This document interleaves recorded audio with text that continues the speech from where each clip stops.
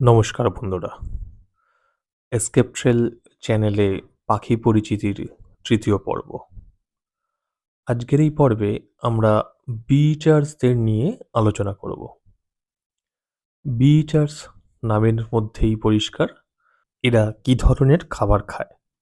এরা সাধারণত বিজ, অ্যান্টস বা ওয়াস্পস বা ছোট ছোট বিটলস বা লেডি বার্ডস বা ড্রাগন ফ্লাইজ, টার্মিটস এইসব ধরনের পোকামাকড় কীটপতঙ্গ খেয়েই এরা সাধারণত এদের আহারাদি সংগ্রহ করে।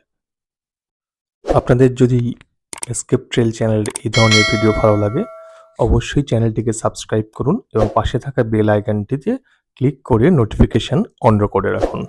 তাহলে আমরা যখনই কোনো ভিডিও আপলোড করব সঙ্গে সঙ্গে তার নোটিফিকেশান আপনারা পেয়ে যাবেন। আজকের প্রথম পাখি, যে পাখিটিকে আপনারা স্ক্রিনে দেখছেন, এই পাখিটি হলো এশিয়ান গ্রিন বি ইটার। এটাকে বাংলায় আমরা সাধারণভাবে বলে থাকি সবুজ বাঁশপাতি বা বাঁশপাতি পাখি। এই সবুজ বাঁশপাতি বা এশিয়ান গ্রিন বি ইটার কিন্তু সারা বছর ধরেই ভারতবর্ষের বিভিন্ন অংশে দেখা যায়, বিশেষত পশ্চিমবঙ্গেতেও তার ব্যতিক্রম নয়। আমরা যখনই কোনো জায়গায় পাখি দেখতে বেরোই, সে শীতকাল হোক, গ্রীষ্মকাল হোক, বর্ষাকাল হোক, যে কোনো সময়ই এই গ্রিন বি ইটার বা এশিয়ান গ্রিন বি ইটার বা সবুজ বাঁশপাতি বা বাঁশপাতি পাখিকে কিন্তু অবশ্যই আমরা দেখতে পাই। আপনারা এখন ব্যাকগ্রাউন্ডে যে পাখিটির কল শুনতে পাচ্ছেন, এটা কিন্তু এশিয়ান গ্রিন বি ইটারের কল বা ডাক। আর এর যে হ্যাবিট্যাট, এই হ্যাবিট্যাট অনুযায়ী কিন্তু সারা পশ্চিমবঙ্গেই আমরা এদেরকে সবসময় সারা বছর ধরে দেখতে পাই।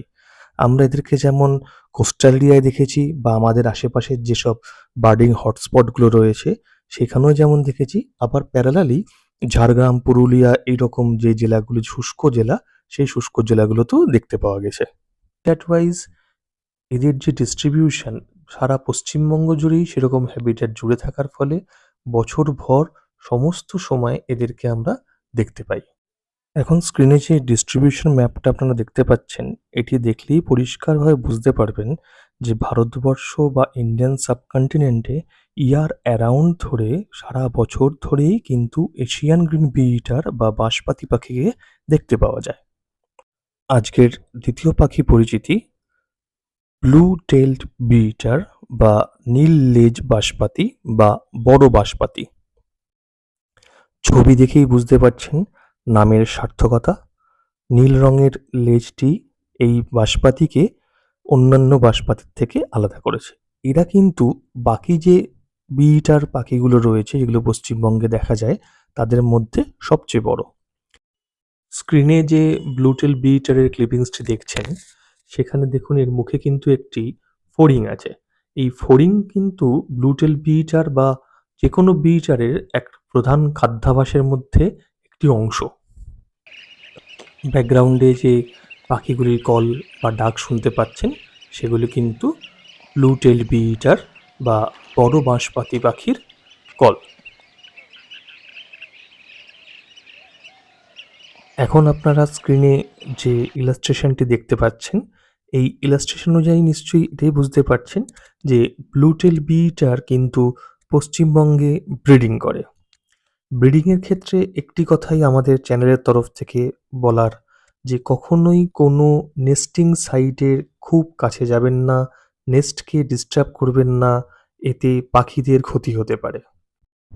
এটি হলো চেস্টনাট হেডেড বি ইটার বা লাল মাথা বাঁশপাতি। এই লাল মাথা বাঁশপাতি কিন্তু খুব কমই আমাদের এই পশ্চিমবঙ্গের বা আমাদের আশেপাশের জেলাগুলির মধ্যে দেখা যায়। বিশেষ করে গরমকালে এপ্রিল মে মাসে কিন্তু খিসমা ফরেস্টে এদের একটা ভালো পপুলেশন দেখা যায়।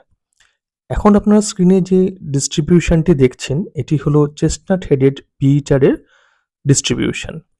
সারা বছর ধরে এরা কিন্তু দক্ষিণ ভারতে কিন্তু সারা বছরই দেখা যায়, কিন্তু পশ্চিমবঙ্গের এই অংশে কিন্তু সারা বছর দেখা যায় না।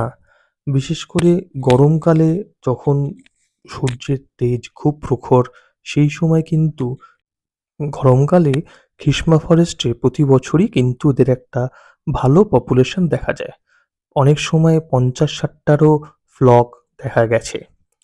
যদি কারুর দেখতে ইচ্ছা থাকে বা দেখতে চান, তারা গরমকালে কিন্তু খিসমা ফরেস্টে অবশ্যই একবার ভিজিট করতে পারেন শুধুমাত্র চেস্টনাট হেডেড বি ইটারকে দেখার জন্য।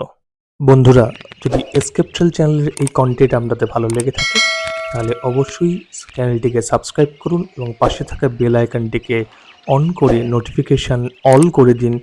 তাহলে আপনাদের কাছে যখনই আমরা কোনো ভিডিও পোস্ট করব, তার নোটিফিকেশান সবার আগে আপনাদের কাছে পৌঁছে যাবে। নমস্কার, এভাবেই পাশে থাকুন, সঙ্গে থাকুন, দেখতে থাকুন এসকেপ ট্রেল।